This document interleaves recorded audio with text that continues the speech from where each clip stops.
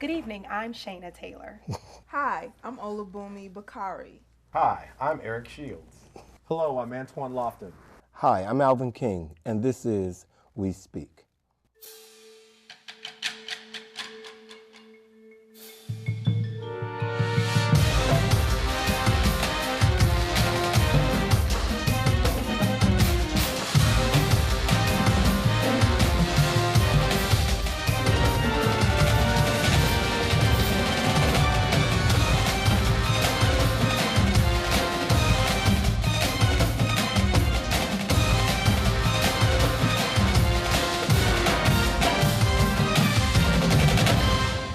Last season, during one of our I Speak shows, Shayna brought up the issues of tipping in restaurants and other establishments.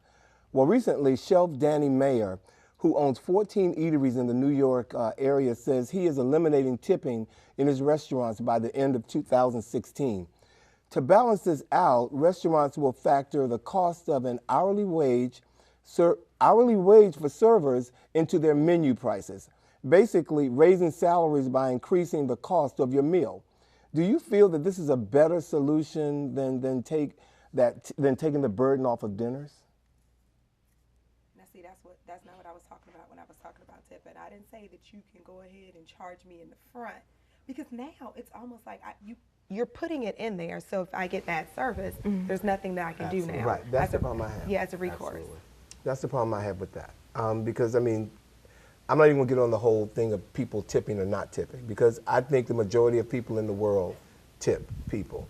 But now you're telling me that, like you said, you get bad service, you can question it, but how are they going to, they haven't talked about how they're going to take that out of your total bill. So I have issues with that whole concept and probably wouldn't go to that restaurant in New York. Now, if he's offering amazing service and there's Guaranteed? if it's guaranteed great service, then I'm all for it. But other restaurants will, I mean, I'm sure if it works, either they're going to have to up their ante on their service or they're going to do it just to be, follow suit of what others are doing in the restaurant business, Well, because they are making more money. If that is the case, and it's, let's say they do it across the board, will I still be allowed, if I get exceptional service that I want to tip some more, will I still be allowed to tip, or will that be outlawed altogether?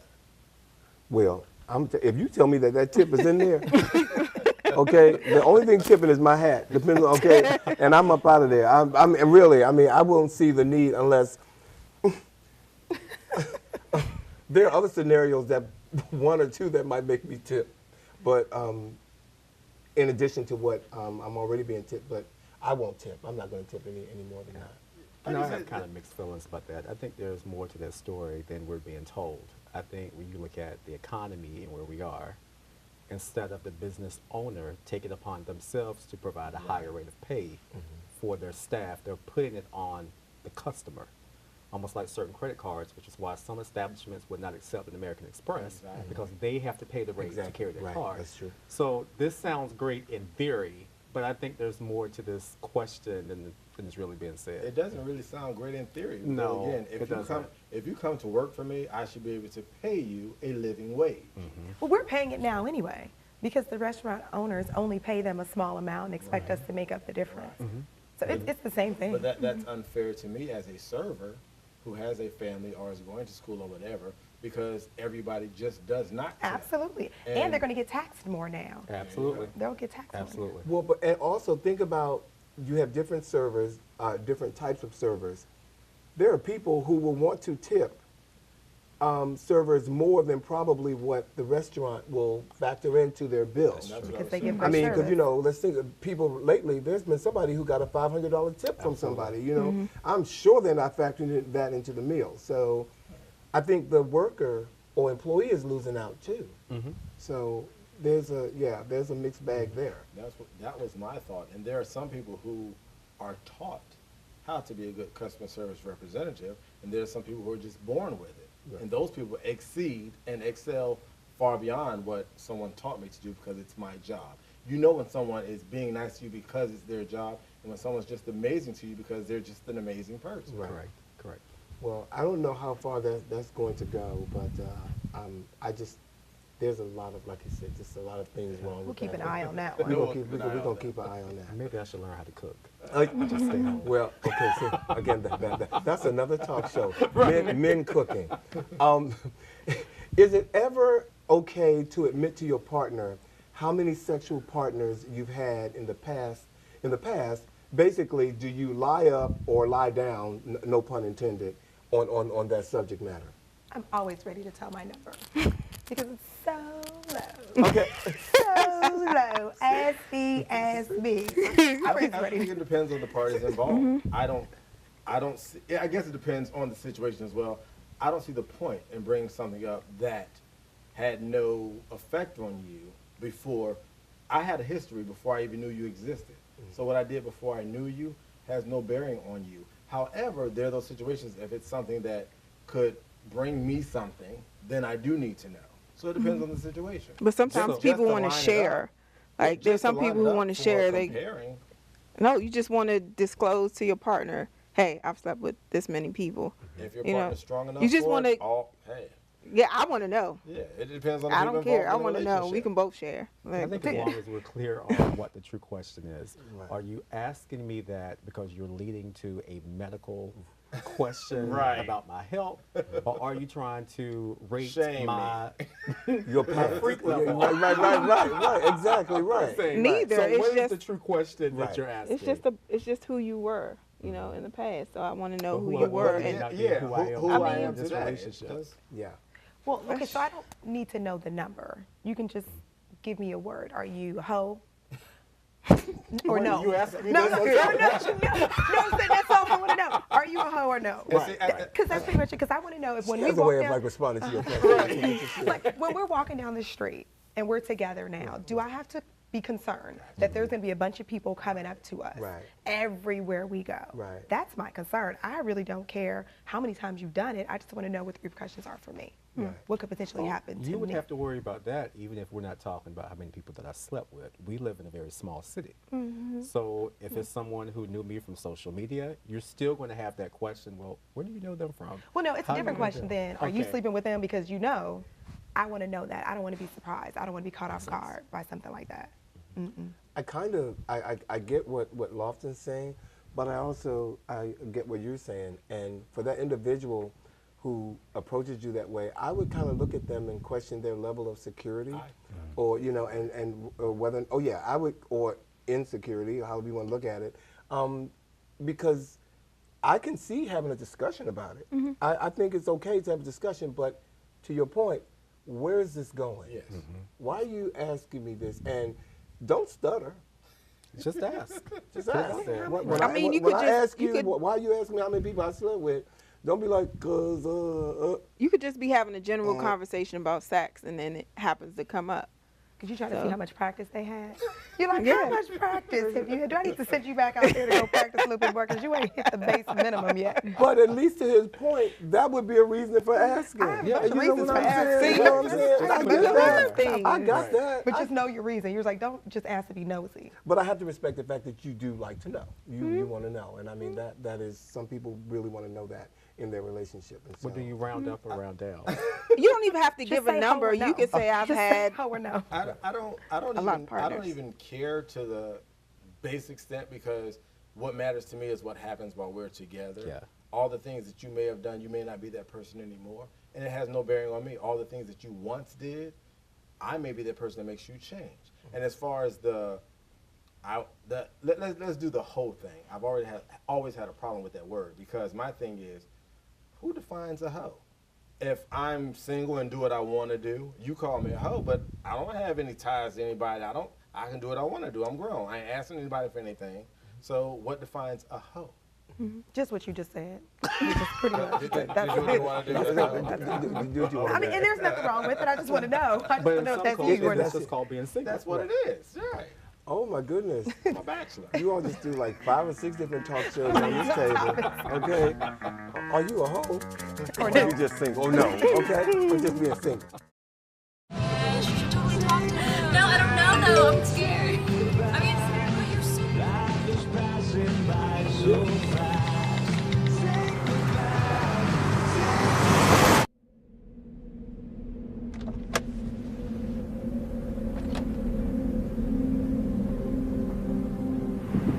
you're in my lane?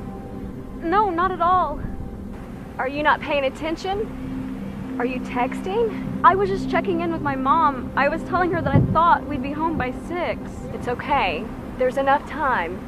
Just pay attention. I'm not even halfway through my text. There's no way. I'm not even going to look up. My babies are in the car. You have to pay attention. It's just supposed to be a quick text. I'm so sorry.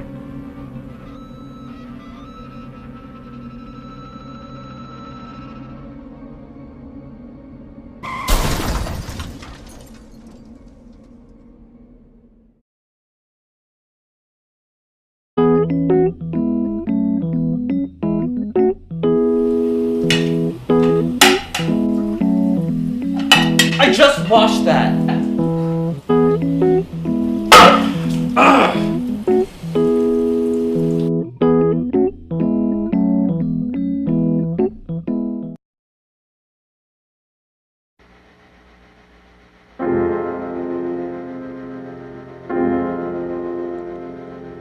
Nowhere in the corridors of pale green and gray. Nowhere in the suburbs, in the cold light of day. There in the midst of it, so alive and alone. Words support like bone. Dreaming of Mercy Street, where you're inside out, dreaming of mercy.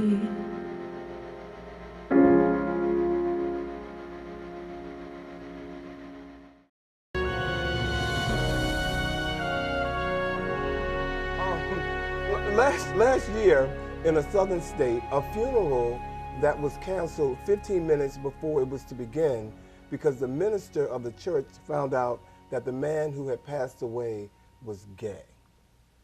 What's your thought on that happening? Because I've heard it happen, but not 15 minutes before the funeral. So we send that invoice. Exactly, I agree. we invoice him. Yeah, we invoice him. But we all know how funerals, if they're done right, you got, let's say this person was well known and the place is full of people, they're there. And for a minister to cancel a funeral because of a person's sexual preference, and this person's dead now, so you can't, what makes them a homosexual if you can't ask them and they tell you? At that point, dead. I do not feel that the issue is the deceased. Typically, when planning a funeral, you select a place of worship or a location in which that person was a member or where they were active, and there was some relationship between them and that particular ministry. If this was another space, they did not go there, that should have been a conversation or something should have been worked out between the family and the church. If it was just a rented space, if they had no connection to that location, if it's just like a rental hall, if they rented that space, it doesn't matter who's in the coffin, they should be able to go through with their funeral. But to cancel the funeral right before it starts, forget the issue that we're discussing, to me, that shows the character of that ministry. Right. What does that look like? You're not allowing a person that is really going to their last place of rest to move forward with a funeral. To me, it's not about the deceased at that point. You're showing me who you really are as a faith-based community. Well, so I kind of think, along with what you said, I don't think it was about the person in the coffin. I'm thinking now that the minister has started to see this person's friends and people who... Judging. Yeah, just judging, just seeing people walk in. Who knows? It could be people in high heels, men.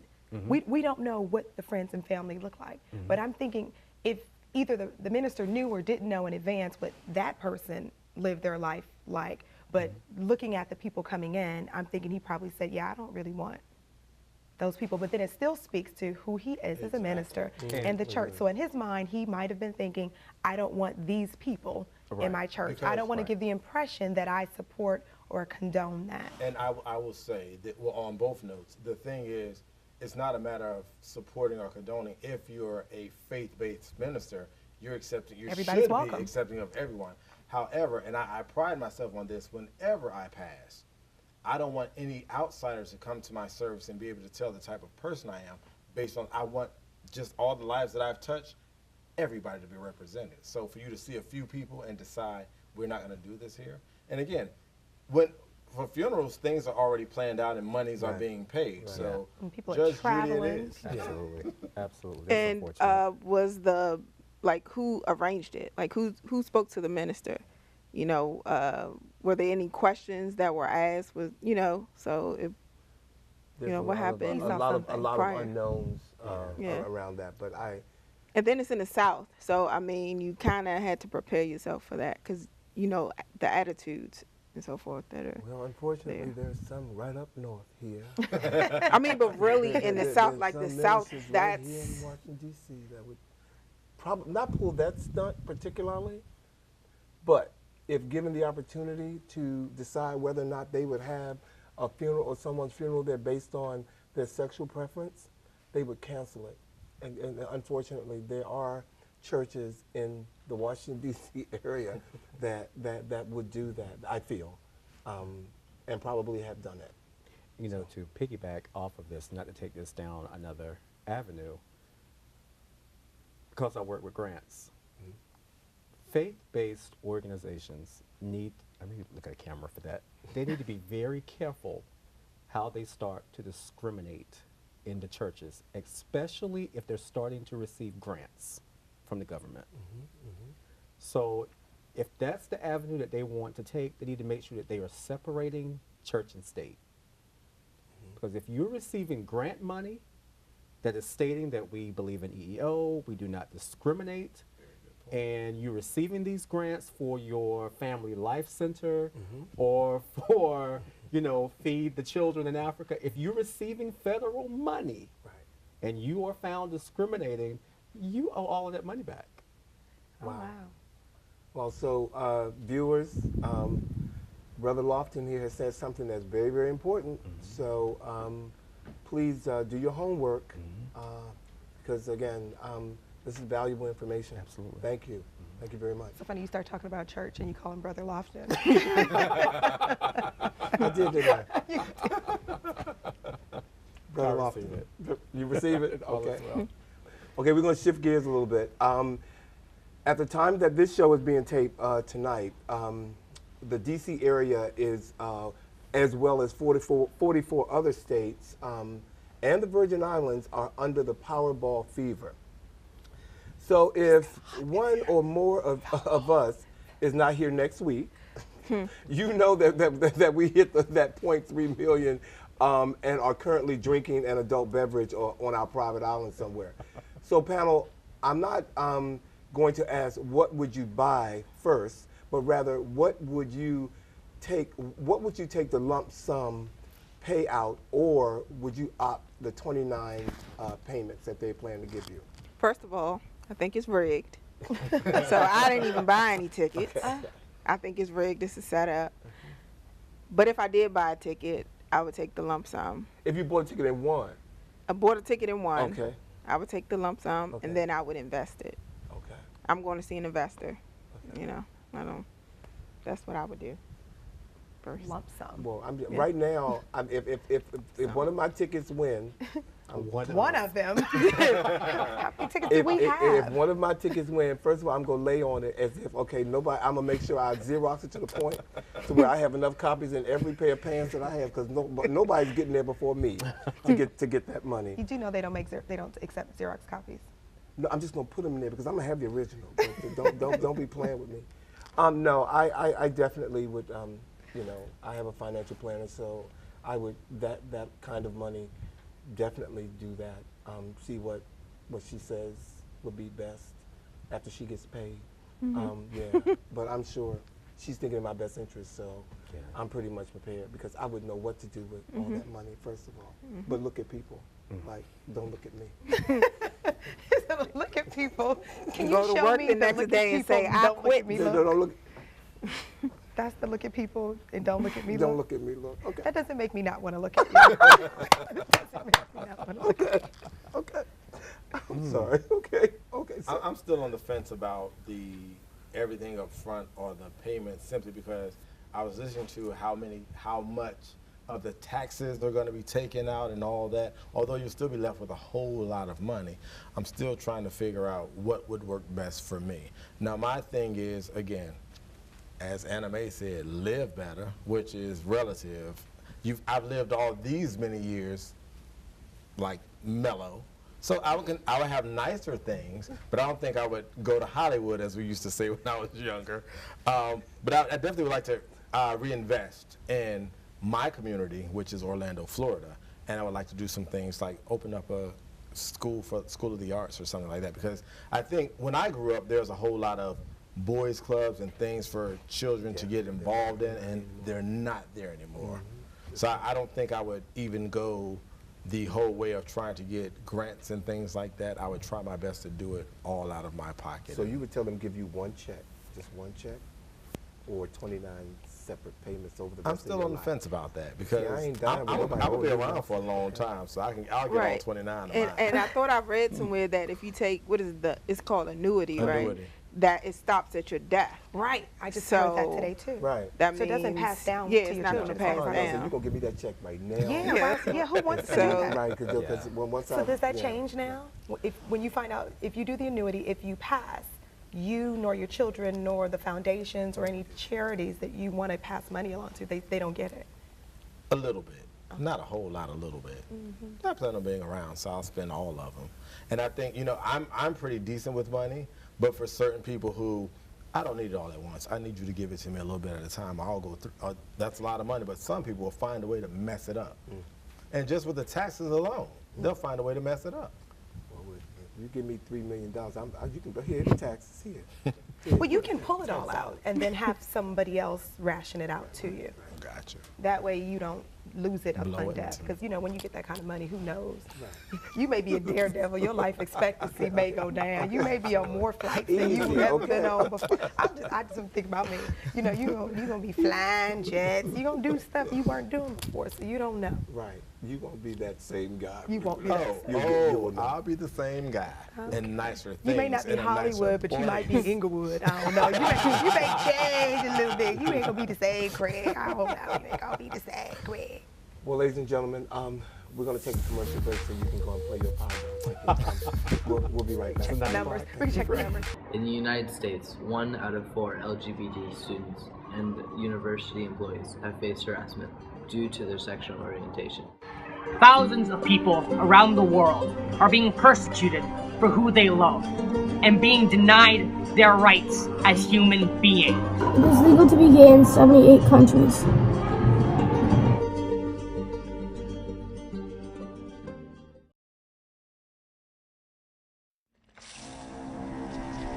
When some people struggle with their mortgage payments, they become frozen, petrified.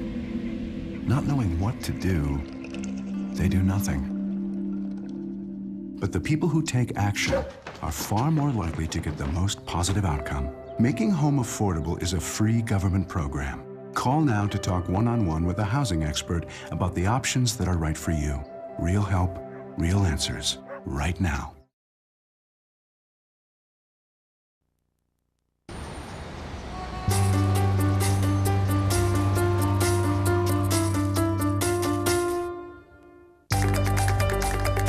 Big dreams and good grades aren't enough to get into college. There are actual steps you need to take. Finding someone who can help is the first and most important. For the next steps, go to knowhowtogo.org.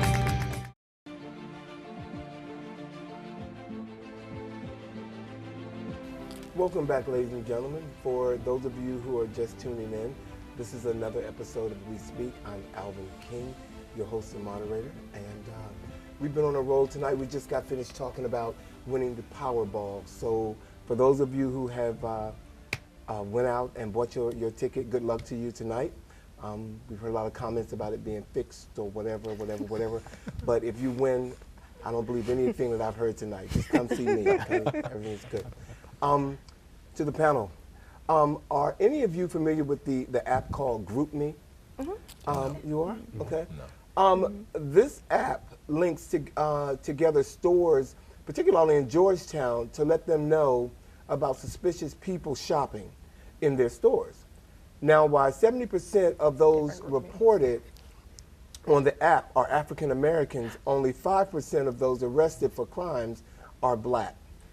Here's an example of some of the messages that appeared on the app. Number one, African American male just left, headed towards 29th Street, about 6 feet with tattoos on his neck, and very suspicious looking.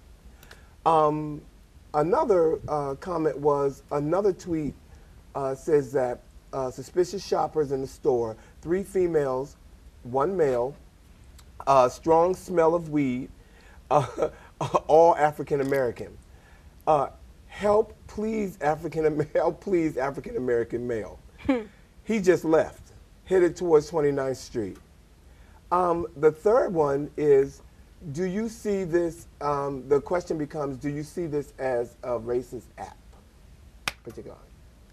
I don't see the app being racist. I think the people persons that are employing the app, because I use GroupMe, and it's to link people together to chat. It's just almost like creating instead of sending 5 or 6 text messages to different people, I can add them into GroupMe. It's a group text. So I don't think the creation of the app itself is a racist device. I think it's how it's being used. What's this group name? Because I think I'm gonna start putting stuff on their group. It's GroupMe, right? Yeah. No, but GroupMe is that app. So all of us, we can have the We Speak group, where we're all on GroupMe and we're all under one text thread, and we can continuously communicate with each other.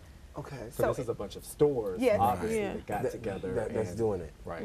Well, I had heard about, I didn't know that, maybe, I know I read about a store in Georgetown doing this, or I didn't hear what the name of the app was, but I know there's a lot of controversy around it possibly, what do you call it, stereotyping or targeting African Americans who shop in their stores. And so I know that that is being used, and I wouldn't shy away from it being, you know, there being some racial undertones, overtones of what's going on with the app. I don't see that any different than before smartphones. Then if you're leaving one store, they pick up the phone and call the next store. I'm not going to blame the phone company for being racist. It's how they employed that item. Right. Be careful, 3 African Americans. He's got tats on his face, tats on his head, all over. It's so suspicious. Yeah, I would just crazy. Smell like weed.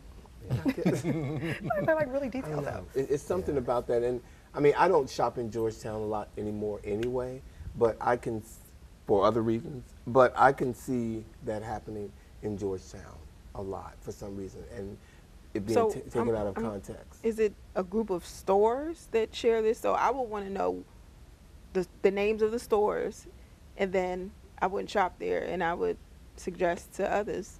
If you thought they were profiling? If I thought they were profiling, yeah. So let me ask you this, because you know all about profiling, because that's what I do. So if you're walking down the street and you see 3 African American men and a girl, and they smell like weed, and he's got tattoos all over his face and his hands, are you going to have an immediate idea of any sort about who, what, where, why, or when? As an African American man, I would not. You know, I've seen enough of us and enough variety that I know not to just judge. Now, if it's something about my store, that's something different. No, not your store. You walking down the street at night by yourself. I see certain people. Again, I'm a little bit older.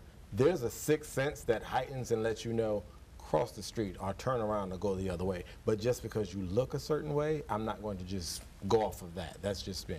But where does that heightened sense come from? Just random, not off of what you see, or I think it's more about me being at one with myself. I think we all have it. I just think that some people are more in tune than others. And Spirit always tells you, this is not a good idea. Some people just don't listen. I listen. But it seems these folks were just looking at them and just saying, you know, and who's to say they weren't the new Powerball winners? They could be brand new to money. And they getting high and then they going shopping. Right. You know, so. I'm just based on what Shayna, the question that Shayna asked. Right. Keep it real. Keep it real. I'm coming down my street. There are 3 brothers out there tattooed up, smelling like weed on my street, and I'm coming out to walk my dog. Am I going to find that a bit suspicious? Yeah. Am I going to think to myself, now why you got to be smelling like weed? What, you know what? Why you got to be all smelling like weed? In my mind, it's going to raise a concern right then and there. Well, and I'm going to think about my safety. Now, I may not call the police at that moment, but I'm darn sure thinking about it. But I have to say this. On your street, where you know these people do not belong because they don't live there, they don't have anybody who are relatives on the street, it's different from opening a business. Because anybody is allowed in your business. And I can be suspicious of who will come. I think for me, it's not because they're black. If it was 3 white guys and they had tattoos on their face. No. For me, if it's 3 white guys with tattoos on, anybody with a tattoo on their face, let's start with that. I don't care what color, pink, purple, blue with green stripes. Tattoos on your face is a flag for me at all costs. Mike Tyson tattoo on his face, flag for me. I don't care who it is. Tattoos on your face is an issue. That automatically alerts me that something wrong with this person. Well, I would say, and this is just my personal opinion, there are tattoo artists who tattoo their face to show off their work. And I'm concerned about that. Until you know the whole story. We're talking about strictly on the visual. When you see something, I don't know your story yet. You haven't spoken to me. I am immediately on guard. So I guess my thing with the story, is, if you've come into my shop, I've paid attention to you. You didn't do anything illegal. You didn't steal anything. You were just suspicious. Why am I alerting another store? You did nothing wrong. Exactly. Now, would they have done the same thing if it was a white guy with tattoos on his face and smelling like right? What does that smell like? You can't. I think the question that I think we're kind of missing, what I would like to throw on the table, the way that you phrased it, the suspicion was the fact that they were black in the tattoos. Right. To me, that doesn't constitute being suspicious. Right. To me, despite what they look like, are they hiding behind clothes? Right. Are they stuffing stuff into a? Those are acts of suspicion. Right. But that's everything not else, suspicion. That's shoplifting. You've already acted out. But if you can tell they're trying to hide something, but they haven't stolen anything yet, those are acts that for me would make me think that they're being suspicious. But everything else is just a profile. You're just naming what they look like, what they're wearing. Good point. So do you think they should get rid of the app, or should they just find a better way to use it? It's not the app. It's not the app. It's the people who are operating the app. The app is fine. They need to educate themselves. Okay. I still cross the street and tuck my purse when I see suspicious people. Let's say you and I are in this store in Georgetown. Yeah. And we're shopping, and we have been profiled, and we fit the build of the suspicion. And we are questioned going to the car. My question would be, as a United States citizen, what is my right to slap a lawsuit on the store that did that? Do I go after the store, or do I go after the individual salesperson, owner of the cell phone, who's utilizing the app? I'm sure the stores are not employing the apps for them to use. And so I'm sure it's more the sales people. My other issue is, if you're having problems, why not beef up your security instead of profiling? Excuse me. Get the cameras that can catch them. If you feel that much in fear, have your gun or your nightstick or whatever behind the register. I don't see the point in creating a buzz of fear for other people. I just don't. But you know, the old Hollywood, let's just be honest, old Hollywood is no more. The baggy jeans, the tattoos on the neck, they can be just as wealthy as the person that would walk in the Armani suit. So we have to get out of that whole stigma of thinking that people with the tattoos on their face don't have money and they're here to steal. Look, when you're looking at television right now, the stars, the millionaires, look at their children. What are they wearing? And everybody in They're the I think they know that. They hear those stories. They talk about Bonnie that. suit doesn't have money either. Absolutely. I could have borrowed your Absolutely. outfit. That's right. Well, That's right. I know that there would be another talk show, and for the sake of time, I do have a story. Burberry's has been very good to me over the last few years because of a situation that way. So, very good. So I know it can happen when profiling goes awry. I've read between the lines. Some reports. The producers Absolutely. asked me to tell the story. I thought we were out of time. In 2000, my partner gave me a pair of Burberry slacks, and we all know that Burberry doesn't fit athletic built men. So I go into the store, I had a return receipt, take it back. There was a tall white gentleman helping these two women who were buying a coat for their dog, and I just stood back and I just like admired that service that I get when I go into Burberry. So my turn comes, I walk up and I say, I want to exchange these pants for a larger size, and he takes them out the bag, looks in the crotch to see if I had worn them, and then snaps his finger and says, this is a return. And so I said, put the pants down. So Asian woman who works there, who I see all the time, she was looking at me and she said, she just stood there and like looked, and he says, well, we don't, I said, and don't talk, put them down. And he put them down, he said, well, sir, I said, don't talk. So I folded the pants back up, walked out of the store, and when air hit my face, I was just covered in tears because I couldn't believe that I had just been treated that way. So I went home, and it took me 2 weeks, but I wrote a letter to the Burberry name. I certified the letter. I CC'd dead people on this letter. This was 2000. It is 2016 now. I strategically sent the letter out. I got flown to the Waldorf Astoria in New York to have lunch with the owners of the Burberry name. They apologized to me. They used my letter in their diversity program. And since 2000, I have received a package every December from Burberry. Wow. Now, this show might make that stop. But that is what can happen when someone treats you wrong. And I didn't fly off the handle or go across the counter at him. I got a coat during one of those years. I wore it to my doctor's office. He gave me a compliment. And he said, yeah, one of my friends used to work at Burberry. He got fired for mistreating someone. I said, I wonder. No way. Yeah, right. Wow. Right. So that is a true story. I've shared that letter with a lot of people who, that have asked me or who know about the situation, but that was 2000 that happened. Mm-hmm. So wow. it can happen. It's great to see companies recover. Yes. Yeah, you gotta recover, and they did a good job. Well, and to your point, I didn't blame the store. Right. I blamed the store. Well, I didn't blame the employee. I blamed the store for hiring an employee that would treat me that way. So I kept it clearly ownership of the store, your name, you're hiring these people. Apparently there's some problem in your training. You need to fix it. There you go. So good for you. Yeah, so yeah. Wonderful. Thank you. Reports say that you need $108,092 a year to live comfortably in D.C. Do you think that sounds about right based on your experiences in D.C.? What was the figure again? $108,092. I'm going to say yeah. Yes, to live comfortably. Yes. Completely. Live comfortably. Comfortably. Yes. You can live in D.C. Right. Comfortably. It may be a little bit just uncomfortable. But and so I don't even know if you can live comfortably in D.C. for that amount. Like you can, okay, I'm from somewhere else. Comfortable for me as an adult woman, I need at least 1,500 square foot to be comfortable. You can't live in D.C.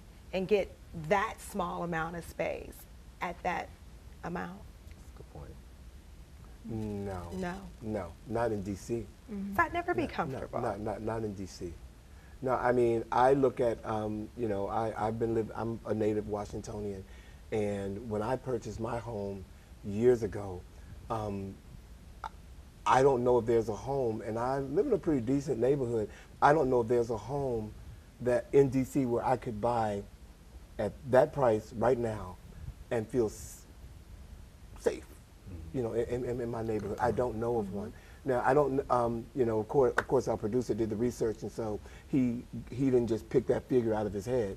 Right. So there is some truth, at least statistically, about that amount. So I know DC is a very expensive place to live, period. They're just smaller places. I have a friend who recently just bought a place in the district, and when I saw the listing for the place and how much they paid for the place, I said, this person must be rich. I said, he's way richer than I ever thought. Like, can I borrow $5? But just looking at how much he paid for the place, I'm like, he could have gotten a huge mansion in Virginia or even Maryland. Wow. Yeah, it's no joke. And we see apartment buildings going up every day, condos every day. Wherever there's a hole, believe me, the next time you look, it's going to be an apartment building. But we're going to take a commercial break, ladies and gentlemen. Thank you very much. We will be right back.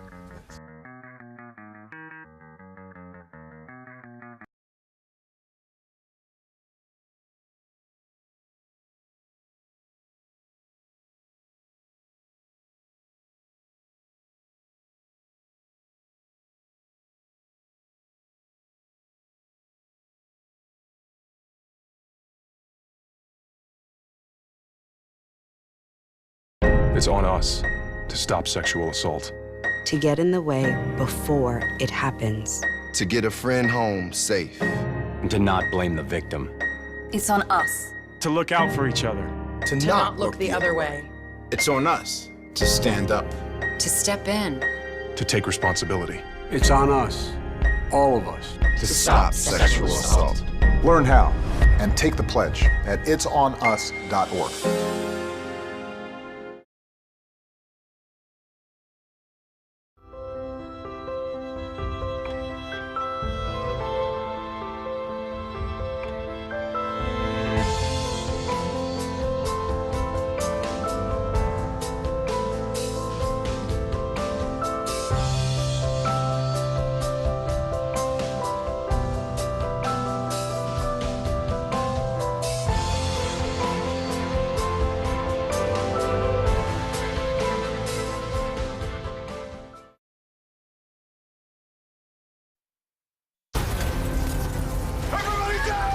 The earthquakes you see in movies are one thing, but real life is a completely different animal. Just because you can't predict an earthquake doesn't mean that you can't prepare for one. In the event of a real earthquake, you should drop, cover, and hold on. Visit ready.gov/earthquake and practice what to do to keep you and your family safe in the event of a real earthquake. And you'll be seen as a hero by your family and your loved ones.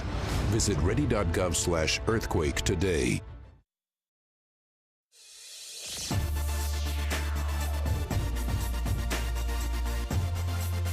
Hey, millionaire rich friend. Hey, millionaire rich friend. No. Good evening, everyone, and welcome to another episode of We Speak. Today we have actually joining us for the first time, Ola Bay. Is that correct? Hi, I'm Antoine. Is that what I'm supposed to say? Oh, I'm sorry. She said, look at your I'm laughing. They see everything. Everything. Okay. And so what do I say to say my name? Say hi. Hi, I'm Olabumi Bakari.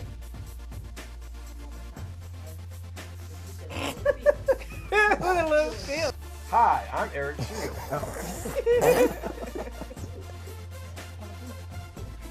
Oh, man.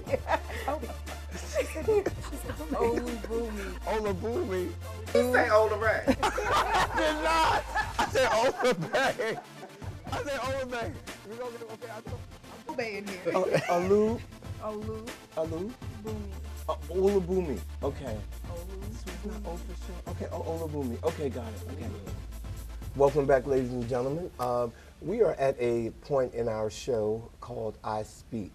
And this is when we give the panel members an opportunity to, let us know what's on their mind and throw it on the table so we can have a bit of a discussion about it. We're going to take it to Shayna. Because this topic is like brewing in me. I have people over my house this past weekend for the football game, and Did you get your invitation? No. I did not. You didn't. Did not. I said I didn't people, get my not my invitation. friends. Oh, okay. I didn't say my friends. I didn't say people You I don't have to love. pay I just said $75. people. Okay. Yeah. So I have people over to the house, and I am a paper towel Nazi. I have situations with paper towels. So my question is what type of etiquette should I expect? Because I look up and I see someone with like 6 pieces of paper towel wiping up a tiny spill. Oh, so you're sort of like a paper towel conserver? Yes. Okay. That Because has we to buy be good paper explained. You You have have to to tell let them them. know ahead of time. Tell Do them. you have to tell people that Yes. they don't? I don't think Yeah. that you have to tell them. I think if you feel that way, then you're going to have to be that consummate host. Oh, I'll get that. Don't worry about it. Allow Good me to point. wipe it up. It's just that way like you can police how much is being used in your home. it's like toilet paper. You know, some people use like they No, wrap you their don't hand ration. around it and use it. Right. So do you Sure. tell them, hey, use 1 square or 2 squares? So the same thing with the paper towels. You have to let them know, Let hey, them know. Well, paper towels are a little bit different. Yeah. With the when you rationing paper towels. Yeah, but fine. That's Why not is it that fine. people don't know? I Why like is the, it that I like people the art don't of know? being the consummate host because, again, there's some people who just don't know because they really never used paper towels or their mom always brought the cheap brand. They don't realize. It's kind of like with laundry detergent. Tide gets the job done. You don't need to pour a whole lot. Now, you may need to pour a whole lot of Fabo or whatever in there. But natural, so, organic yeah, stuff. if it's Brawny or something that's a quality paper towel, You don't need 12 So, again, you be the slices. consummate don't need host. I 12? got that pumpkin. And like we literally had like a 2-hour discussion about the whole paper towel. Well, I think you could probably, depending on who you have, how many people you have over, if you know them and you feel like you want to get that off your chest, I'm sure they would understand. Don't be using all the shameless paper towels if you said it. Because I don't know anybody who's not going to listen to you, first of all. No, there's no one who's not going to listen to you. Okay, so There's somebody with the last name is me that doesn't listen to me. I bet you everybody listens to you. Okay. I bet you everyone listens to you. I have I'll no take doubt. it. Okay, I have no doubt. Okay. Lofton, Eric? So, me and my niece and my nephew were watching President Obama's last State of the Union address, and they're extremely young, maybe like 8, 9, and I was sharing with them, isn't this exciting to watch a black president? And they're looking at me as if to say, no, it's not. And I says, but this is the first African American president. You don't see how exciting this is? And my niece looked at me and said, but we've only known an African American or black president. Right. And in that moment, it was shocking to me because I had to stop and realize this is all they know.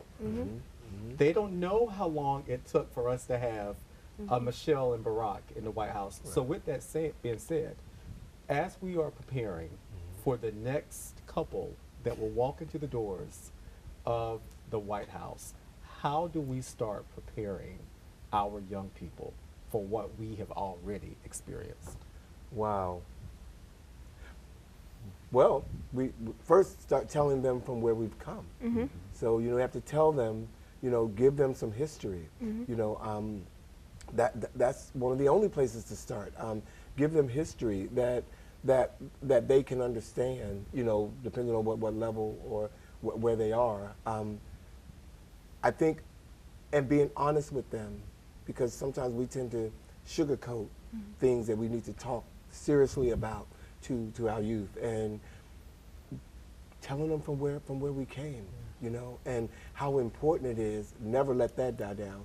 How important it is to have Barack and Michelle and Malia and Sasha in our life, in our lifetime, and to be able to see that. Yeah, we have to let them know. Yeah. And so that would be my only advice to how do we deal with that. Yeah, I was piggyback off of what he was saying, and also I work with the youth, so they're given so much. Everything is given to them. They don't understand the struggle that went into you being able to have what you have today. And even though he's the first black president, look at everything that was thrown at him.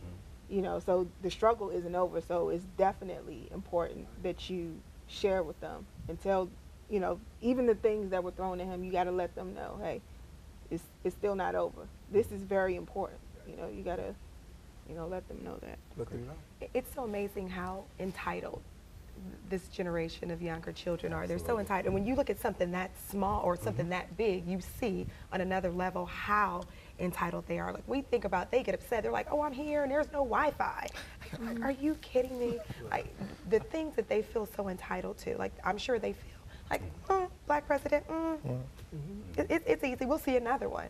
But it just, they just don't understand the struggle. As always, I thank you for watching, our viewers and our studio audience, and ask that you join us again when next we speak. Have a good night.